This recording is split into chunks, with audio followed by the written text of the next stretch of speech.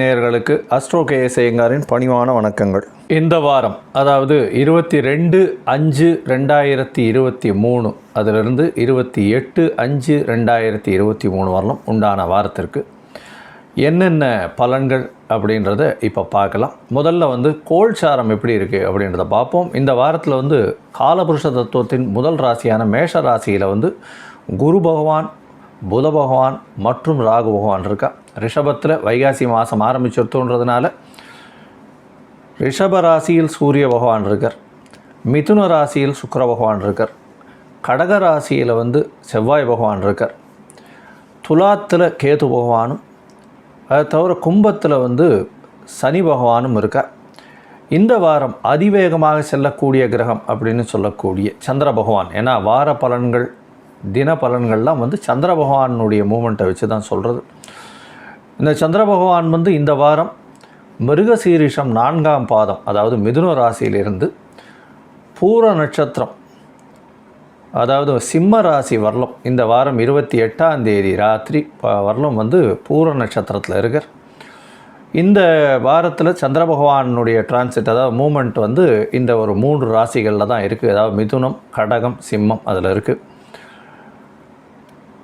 இந்த வாரத்தில் வரக்கூடிய ஒரு விசேஷ தினங்கள் அப்படின்றத பார்த்தோமேயானால் 25ஆம் தேதி நல்ல விசேஷமான நாள், சஷ்டி, அதாவது ஆரண்ய கௌரி விரதம் அப்படின்னு போட்டிருக்கு. அதாவது வன கௌரி விரதம் அப்படின்னு சொல்லுவா. தெலுங்கு பீப்புள் எல்லாம் பார்த்தால வன கௌரி விரதம் அப்படின்றத மேற்கொள்வா. இது எப்போவுமே வைகாசி மாதம் சுக்லபக்ஷ சஷ்டியில் வரக்கூடியது.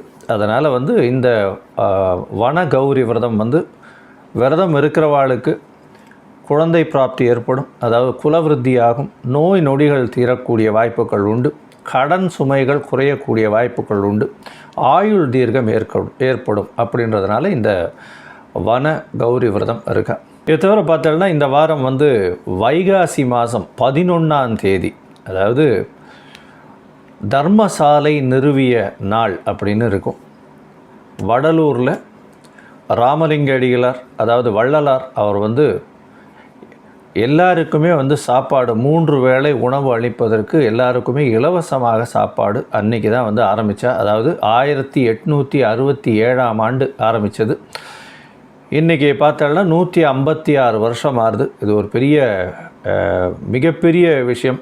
ஈவன் இப்போ இந்த கோவிட்ல இல்லாமல் சரி, அதை தவிர நிறைய நாட்கள், அதாவது பஞ்சம் பட்டினி வரும்பொழுதெல்லாமும் சரி, புயல் நிவாரணங்கள் போதும் சரி, இன்னும் அதை ஸ்ரத்தையாக பண்ணிட்டு இருக்கா. மிகப்பெரிய தானம் செய்கிறா. இது ஒரு பெரிய ஏற்றமான ஒரு விஷயம். அந்த நாள் 25/5/2023 வருது. இந்த ராமலிங்க அடிகளார் தர்மசாலை திறந்த தினம். இது 1867 திறந்தார். இதை தவிர இந்த வாரத்தில் யார் யாருக்கு சந்திராஷ்டமம்னு பார்ப்போம். சந்திராஷ்டமம் உங்களுடைய ராசிக்கு 8ஆம் இடத்துல சந்திர பகவான் வரும்பொழுது, அதாவது கோல்சார பிரகாரம் சந்திராஷ்டமம்னு சொல்கிறோம். இதில் பார்த்தாலேயானால் விருச்சிகம், தனுசு, மகரம், இந்த 3 ராசிக்காரர்களுக்கும் சந்திராஷ்டமம் வருது. இவா கொஞ்சம் இந்த வாரத்தில் இந்த எந்தெந்த நாட்கள்ன்றதையும் நான் சொல்லிடுறேன். கொஞ்சம் ஜாகிரதையாக இருக்கிறது மிகவும் நல்லது அப்படின்றத சொல்கிறேன்.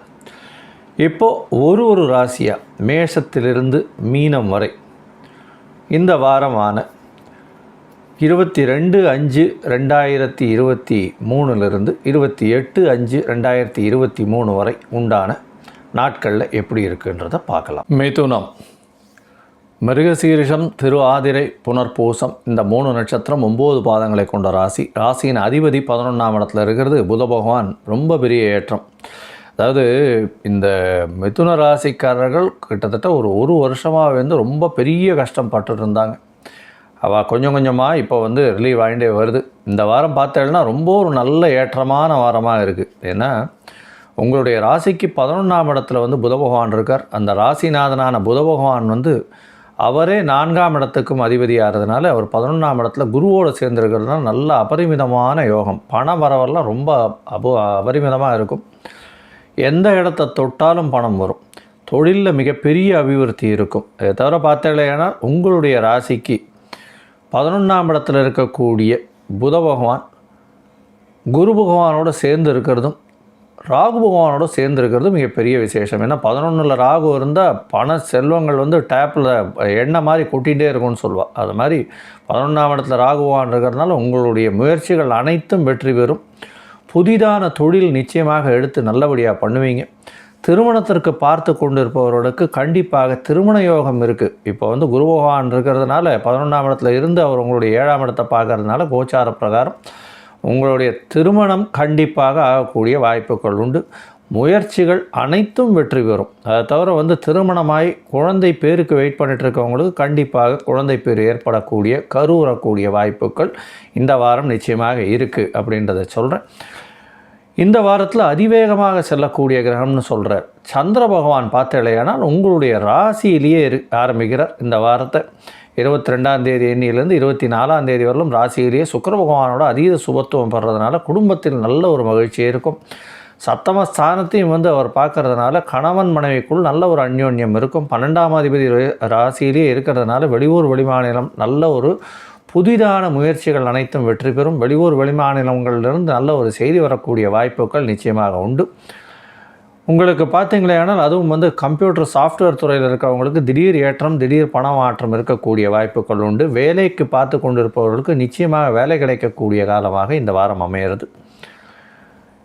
இந்த கம்ப்யூட்டர் சாஃப்ட்வேர் தவிர வந்து இந்த நரம்பியல் சம்பந்தமான மருத்துவம் சம்பந்தத்தில் இருக்கிறவங்களுக்கு நல்ல ஒரு ஏற்றமாக இருக்கும். அதை தவிர பார்த்தீங்கன்னா ஆடிட்டர், அதுக்கப்புறம் வந்து இந்த அக்கௌண்ட்ஸ் மெயின்டைன் பண்ணுறவங்க, இந்த சாஃப்ட்வேர் பர்சனல் இவங்களுக்கெல்லாம் நல்ல ஒரு ஏற்றமான காலம். அதை தவிர இந்த இந்த சினிமா இண்டஸ்ட்ரியில் பிஹைண்ட் த சீன் ஒர்க் பண்ணக்கூடிய டெக்னிக்கல் அசிஸ்டன்ஸ்னு சொல்லக்கூடியவர்கள், கலைத்துறையில் வந்து இந்த music directors, instrument music directors இவர்களுக்கெல்லாம் புதுசாக வந்து ஒரு நல்ல ஒரு வரக்கூடிய வாய்ப்புகள் இந்த வாரம் இருக்குது. புதுசாக ஒரு அக்ரிமெண்ட் சைன் பண்ணுவாங்க. நல்ல ஒரு ஏற்றமான காலமாக இந்த மிதுன ராசிக்காரர்களுக்கு இருக்குது. உங்களுடைய ராசிக்கு 2ஆம் இடத்துல வந்து சந்திர பகவான் போகிறார். அதாவது 24ஆம் தேதி ராத்திரி ஒரு 8:30 மணியிலேருந்து 26ஆம் தேதி வரலும் இருக்கார். குடும்பஸ்தானாதிபதி குடும்பஸ்தானத்திலே இருக்கிறது மிகப்பெரிய ஏற்றம். அதை தவிர பார்த்தீங்கன்னா உங்களுடைய ராசிக்கு 2ஆம் இடத்துல செவ்வாய் பகவான் அவரே வந்து 11ஆம் அதிபதி நீச்சப்பட்டு இருக்கிறதுனாலையும் சந்திர பகவானோட சேர்ந்து இருக்கிறதுனாலையும் குடும்பத்துக்காக நிறைய அதாவது நிறைய விஷயங்கள் மாற்றுவீங்க. வீட்டில் வந்து ஒரு நல்ல அலங்கார பொருட்கள்லாம் வாங்குவீங்க. வீடு மனை வாகனம் கட்டக்கூடிய வாங்கக்கூடிய வாய்ப்புகள் நிச்சயமாக இருக்குது. வீடு கட்டக்கூடிய வாய்ப்புகள் இந்த வாரம் நிச்சயமாக ஒரு புதுசாக ஒரு கொடுப்பீங்க. அட்வான்ஸ் ஏதாவது கொடுத்து நல்லபடியாக பண்ணுவீங்க.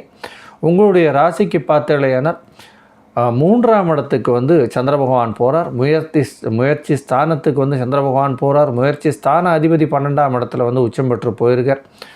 அதனால் முயற்சிகள் அனைத்தும் விரயங்களாக போகக்கூடிய வாய்ப்புகள் இருக்கும் அப்படின்னு நினைக்க வேண்டாம். ஏன்னா சந்திர பகவானை வந்து குரு பகவான் பார்த்துடுறதுனால குரு சந்திர யோகம் அமையிறது அதீத சுபத்துவம் பெறதுனால 3ஆம் இடத்துல புதிய முயற்சிகளும் இந்த வாரம் 26ஆம் தேதிக்கு மேலே வெற்றி அடையக்கூடிய வாய்ப்புகள் நிச்சயமாக உண்டு. நீங்கள் அருகில் இருக்கக்கூடிய பெருமாள் கோயிலுக்கு போயிட்டு வாங்க. அங்கே வந்து தாயாருக்கு வந்து நெய் விளக்கு ஏற்றுறதும், பெருமாளுக்கு வந்து ஒரு துளசி மாலை போட்டு வாங்க. அது வந்து ஒரு பெரிய மாற்றமாக இந்த வாரம் அமையும். ஸ்ரீ குபேரன் டிவியை பார்த்தமைக்கு நன்றிகள். மேலும் இது போன்ற தகவல்களை தெரிந்து கொள்ள ஸ்ரீ குபேரன் டிவியை சப்ஸ்கிரைப் செய்யுங்கள். மறக்காமல் பெல் ஐக்கானை கிளிக் செய்யுங்கள்.